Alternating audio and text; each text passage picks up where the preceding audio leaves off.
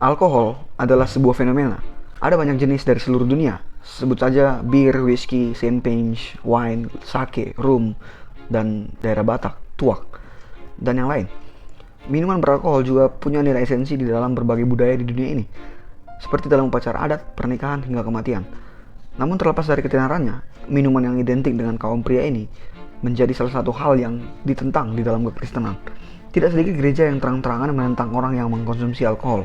Tapi apa benar Alkitab menentang alkohol sama sekali? Mari kita bahas di What About.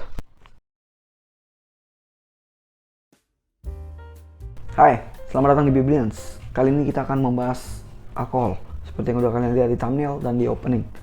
Pertanyaannya sekali lagi, apakah Alkitab emang menentang konsumsi alkohol sama sekali? Kenapa ini penting? Karena kalau ternyata Alkitab nggak menentang alkohol sama sekali, maka problem alkohol ini hanya masalah stigma sosial.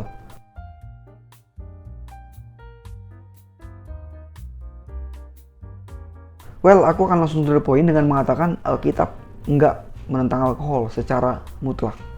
Aku tahu akan banyak pertentangan atau kontroversi dengan apa yang ku bilang ini. Tapi aku nggak akan berani bilang ini kalau nggak ada dasar Alkitab yang mendasari apa yang ku bilang ini. Dan karena itu, mari kita lihat dasar-dasar Alkitab dari apa yang ku bilang ini. Yang pertama, perkawinan di Kana. Pada saat itu, tidak ada anggur. Mereka kehabisan anggur. Kemudian Yesus datang dan mengubah air menjadi anggur. Ini menunjukkan bahwa dia sendiri nggak menentang konsumsi anggur. Anggur sangat kental dalam budaya Yahudi. Dikutip dari The Jerusalem Post, anggur adalah bagian dari semua peristiwa siklus hidup dalam kehidupan Yahudi. Ini muncul di pernikahan, sunat, penebusan anak sulung, dan di zaman Talmud, di rumah duka. Anggur adalah simbol kesucian dalam budaya Yahudi. Kalau kita udah tahu fakta itu, sekarang pertanyaannya adalah anggur apa yang dimaksud? Apakah wine, anggur yang mengandung alkohol, atau jus anggur? Well, kalau kita bilang anggur itu adalah jus anggur seperti yang bisa kita beli di supermarket atau minimarket terdekat, maka ini menunjukkan kebutaan terhadap sejarah dan budaya Yahudi. Kembali mengutip dari The Jerusalem Post. Tapi seperti kebanyakan hal dalam hidup, anggur adalah pedang bermata dua. Minuman yang sama yang merupakan simbol kekudusan dan kesucian juga berpotensi untuk dipakai mabuk-mabukan dan melakukan hal tercela. Nah, apakah jus bisa membuat mabuk? Enggak. Jadi sudah pasti yang dimaksud di sini adalah anggur yang mengandung alkohol atau wine. Dengan ini, kalau kita bilang anggur itu pada dasarnya dosa, maka Yesus sudah melakukan suatu blunder fatal, karena bukan hanya membiarkan orang-orang di pernikahan itu minum anggur, tapi bahkan dia memberikan mereka anggur, yaitu dengan mengubah air menjadi anggur. Yesus sudah melakukan suatu hal yang fatal kalau ini dosa. Kemudian mungkin ada yang menyangga dengan mengatakan, oh iya kan Yesus hanya sekedar menghargai budaya. Apa iya? Apa Yesus tunduk terhadap budaya? Apa dia lebih rendah daripada budaya? Masa dia tunduk sama sebuah budaya yang parahnya budaya itu adalah budaya yang dosa? Apakah Yesus seperti itu? Kalian tahu jawabannya. Yang kedua, nasihat Paulus kepada Timotius. Paulus menasihati Timotius, janganlah lagi minum air saja, melainkan tambahkanlah anggur sedikit, berhubung pencernaanmu terganggu dan tubuhmu sering lemah. Kalau anggur itu memang dosa sama sekali, maka Paulus telah mengajarkan suatu kesesatan kepada Timotius karena dia nyuruh Timotius minum anggur demi pencernaannya. Well, mungkin ada lagi yang nyangga dengan bilang, ya itu kan demi pencernaan Timotius supaya sembuh. Jadi apakah kita boleh melakukan apapun yang dosa sekalipun demi kesembuhan? Kalau gitu kita boleh pergi ke dukun demi kesembuhan. Berarti jangan lagi larang orang-orang Kristen untuk pergi ke dukun, toh demi kesembuhan. Ya dosa nggak apa-apa, yang penting sembuh. Apakah begitu? Tentu enggak. Sebaliknya, ayat ini justru menunjukkan bahwa anggur atau wine tidak sama sekali dosa. Bahkan Rasul Kristus pun merekomendasikan anak rohaninya untuk minum wine. Yang ketiga, ini yang paling esensial, perjamuan kudus. Dengan apa darah Yesus dilambangkan? Jus anggur? Enggak, dengan wine. Dan bahkan ini adalah ide Yesus sendiri untuk melambangkan darahnya dengan anggur tersebut. Jadi sekali lagi, kalau anggur dosa pada dasarnya, maka Yesus sudah mengajarkan kita untuk melakukan atau untuk minum minuman yang berdosa. Bahkan untuk diminum terus, untuk memperingati kematiannya. Sampai sekarang masih kita minum. Well, kalau tetap ada yang ngotot dengan mengatakan anggur perjamuan kudus itu tidak mengandung alkohol dan bukan seperti wine, ya coba aja minum anggur itu 1-3 botol. Terus lihat apa yang akan terjadi. sama diri kalian? Apakah kalian akan baik-baik aja atau kalian akan mulai mahir berpuisi dan berkhotbah? Jadi kalau bilang minuman beralkohol seperti wine tadi adalah sama sekali dosa, itu sama dengan mengatakan Rasul Paulus, bahkan Yesus sendiri mengajarkan kita untuk minum minuman yang berdosa, atau dengan kata lain mengajarkan kita untuk melakukan dosa. Kalau ini masih kurang, ini ada tambahannya. Ada beberapa Alkitab yang menuliskan hal baik tentang anggur. Pengkhotbah 9 ayat 7. Mari makanlah rotimu dengan sukaria dan minumlah anggur dengan hati yang senang, karena Allah sudah lama berkenan akan perbuatanmu. Mazmur 104 ayat 14-15. Engkau yang menumbuhkan rumput bagi hewan dan tumbuh-tumbuhan untuk diusahakan manusia, yang mengeluarkan makanan dari dalam tanah, dan anggur yang menyukakan hati manusia, yang membuat muka mereka berseri karena minyak, dan makanan yang menyegarkan hati manusia.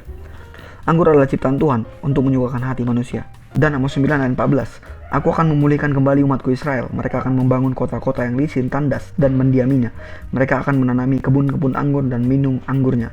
Mereka akan membuat kebun-kebun buah-buahan dan makan buahnya. Ini bercerita tentang pemulihan Israel oleh Allah. Dan ini menyangkut tentang minum anggur. Jadi kita nggak bisa bilang minum wine atau anggur dosa sama sekali.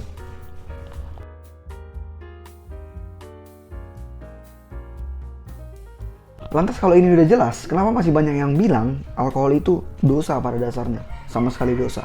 Well, mereka yang bilang ini memakai beberapa ayat yang mereka anggap menentang atau melarang alkohol sama sekali. Di antaranya, yang pertama, Amsal 20 ayat 1. Anggur adalah pencemooh, minuman keras adalah peribut. Tidaklah bijak orang yang terhonyong-honyong karenanya. Roma 13 ayat 13. Marilah kita hidup dengan sopan, seperti pada siang hari. Jangan dalam pesta pora dan kemabukan. Jangan dalam percabulan dan hawa nafsu. Jangan dalam perselisihan dan iri hati. Efesus 5 ayat 18. Dan janganlah kamu mabuk oleh anggur, karena anggur menimbulkan hawa nafsu, tetapi hendaklah kamu penuh dengan roh. Sekilas tampaknya ayat-ayat ini memang menentang alkohol. Tapi coba kita simak lebih seksama. Penekanan di Amsal 20 ayat 1 adalah orang yang terhuyung-huyung atau mabuk. Anggur dan minuman keras tidak benar apabila itu membuat mabuk. Begitu juga di Roma 13 ayat 13 dan Efesus 5 ayat 18. Jelas kemabukan yang menjadi poin utamanya. Permasalahannya bukan di minumannya, tapi kemabukan itu. Jadi firman Tuhan menentang kemabukannya, bukan minumannya. Kemudian firman Tuhan juga menentang kecanduan. Kecanduan apapun itu nggak berkenan bagi Tuhan. Kita nggak sepatutnya diperhamba oleh apapun itu. Itu yang ditulis dalam 1 Korintus 6 ayat 12. Jadi sekali lagi bukan soal minumannya, tapi soal kemabukannya dan kecanduannya. Itu yang ditentang oleh firman Tuhan. Hal berikutnya yang harus kita perhatikan adalah apa tujuan kita minum minuman itu. Kalau seperti Timotius untuk pemulihan, itu nggak masalah. Tapi kalau itu diminum untuk pesta pora, untuk memuaskan hawa nafsu, sampai mabuk-mabukan dan sebagainya, maka itulah yang ditentang oleh firman Tuhan, bukan minumannya. Well, makan donat dan minum susu pun bisa jadi dosa kalau itu kita makan dengan ketamakan, kerakusan, sampai kita mual, muak, dan muntah-muntah. Tapi apakah ini berarti donat dan susu dosa pada dasarnya? Ya enggak. Yang menjadi poin adalah sifat konsumsinya, bukan makanannya atau minumannya. Kemudian kalau tujuan kita minum ya untuk minum sesekali dan nggak mabuk, itu nggak masalah. Kenapa aku bilang gini? Karena itu sama aja kayak minum kopi atau teh. Ya udah, minum alkohol sesekali dan nggak mabuk itu sama dengan minum kopi atau teh. Well, mungkin ada lagi yang membantah dengan bilang, kan kalau kopi ada manfaatnya, kafein ada manfaatnya. Anyway, alkohol juga punya manfaat atau benefit bagi tubuh, seperti mengurangi risiko terkena dan meninggal karena penyakit jantung, dan mengurangi risiko terkena stroke iskemik. Jadi kalau soal benefit, alkohol juga punya benefit.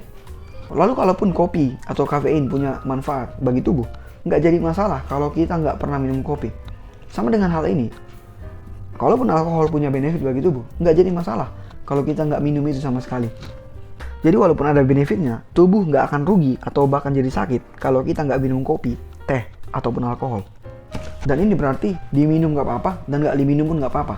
Bukan kalau diminum jadi dosa. Apakah minum kopi jadi dosa? Tentu nggak. Tapi kalau diminum dengan rakus dan tidak teratur, itu bahkan bisa jadi penyakit. Toh juga dosa, tapi bukan kopinya yang dosa. Begitu juga dengan alkohol ini. Satu lagi yang harus kita perhatikan, Paulus memberi nasihat agar kita nggak jadi batu sandungan hanya karena kita minum anggur atau alkohol. Ini berarti sebagai orang Kristen, Kalau kita sedang berada di tempat yang nggak cocok dengan minum anggur atau alkohol atau menentang minuman tersebut, yang terbaik adalah kita nggak usah minum minuman itu. Karena itu akan menjadi batu sandungan bagi mereka. Dan fatalnya, pelayanan dan pekerjaan Allah bisa jadi terhambat, bahkan rusak karena kita. Makanan juga bisa buat kita jadi muak, mual, bahkan muntah-muntah, bahkan sampai hilang setengah kesadaran. Kalau itu dimakan dengan ketamakan dan kerakusan, dan tanpa pengendalian diri. Misal ada orang yang suka makan mie instan, dan dia pengen makan sebanyak-banyaknya. Lalu dia masak mie itu 12 atau 15 bungkus, dan dia mau habiskan sendiri. Akhirnya dia mual, muak, dan akhirnya muntah-muntah. Well, jelas Alkitab menentang sifat pesta pora dan sifat hawa nafsu. Seperti dalam Filipi 3 ayat 19. Tapi apakah karena Alkitab menentang sifat ini, sifat pesta pora, hawa nafsu, dan menentang ketamakan, apakah membuat kita jadi melarang orang untuk makan? Apakah makan jadi dosa? Hanya karena makan rakus bisa buat kita muntah-muntah dan muak dan mual. Apakah makan jadi dosa? Nah, yang mau aku bilang di sini adalah kita nggak boleh bilang alkohol itu dilarang atau ditentang sama sekali hanya karena itu bisa buat kita mabuk. Karena ini sama dengan mengatakan makan itu dilarang hanya karena makanan punya kemungkinan untuk buat kita muak, mual, muntah-muntah. Jadi poinnya soal ketamakan atau pesta poranya, bukan soal makanan tersebut. Nah, sama dengan ini, poinnya soal kemabukan dan kecanduannya, bukan tentang minuman beralkohol itu. Itu poinnya, maka fokuslah di poin itu.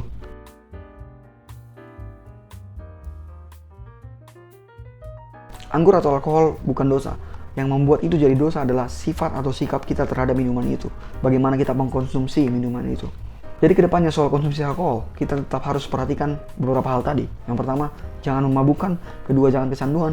Ketiga, apa tujuan kita minum itu. Dan yang keempat, jangan jadi bersandungan bagi sesama kita. Hai, makasih buat teman-teman semua yang udah menyaksikan video ini. Yang udah subscribe, ucapkan terima kasih banyak. Yang belum, aku harap kalian mau subscribe, like, comment, share, supaya semakin banyak yang terberkati dan belajar bersama dengan kita. Oke, sampai sini video ini dan seperti biasa, bye.